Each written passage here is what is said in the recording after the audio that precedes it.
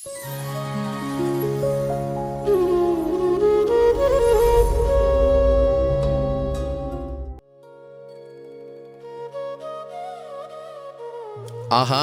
రండి గ్రామ పెద్దగారు. ఈరోజు ఈ దుకాణమంతా కొనేస్తారా ఏమిటి? ఈరోజు చాలా హుషారుగా ఉన్నారు.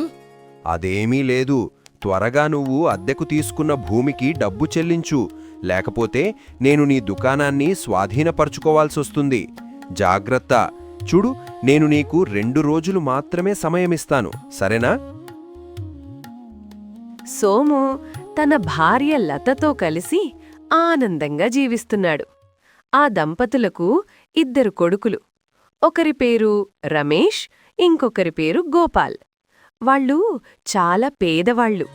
మనం కటిక పేదరికంలో మగుతున్నాం. ఈ పేదరికం ఇలాగే కొనసాగితే మన వంశం పేదరికంగా మిగిలిపోతుంది. ఈ పేదరికాన్ని ఎలాగైనా దూరం చేసుకోవాలి వెంటనే. మనం మన పిల్లల్ని మంచి బడిలో చదువుకు పంపాలి. మీరు బయటేదైనా పని ఉంటే చూడండి. ఇద్దరం పనిచేస్తూ మన పిల్లల్ని చదవనిద్దాం. నువ్వు చెప్పింది మంచిగానే ఉంది, కాని మనకు బయట పనివ్వాలిగా. ఎవరైనా సరే, నా ప్రయత్నం నేను చేస్తాను. ఏ పనీ కుదరకపోతే కట్టెలు కొట్టుకుని ఈ కుటుంబాన్ని సాకుతా.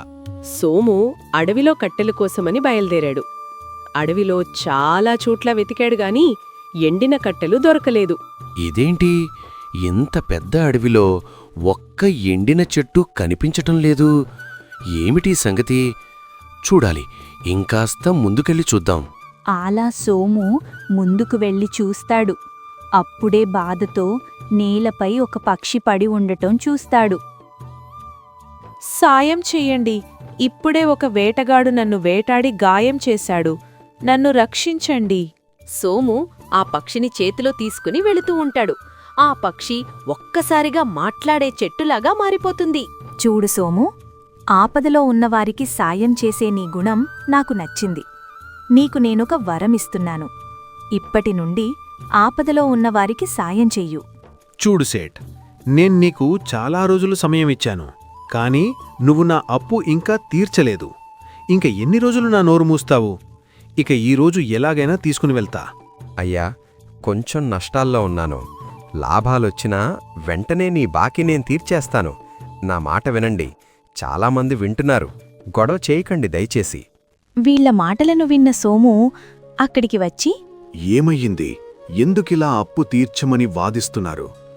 ఇలా చేస్తే అతని పరువు ఏమవుతుంది? ఆయన ఈ గ్రామంలో గొప్ప వ్యాపారి. ఏమిరా సోము, ఈ గొడవలో నువ్వు తలదూర్చకు. నీకెందుకురా? ఆయన తీసుకున్నప్పుడు పోనీ పరువు, తిరిగి ఇచ్చేటప్పుడు పోతుందా? ఎంత అప్పు చెల్లించాలి?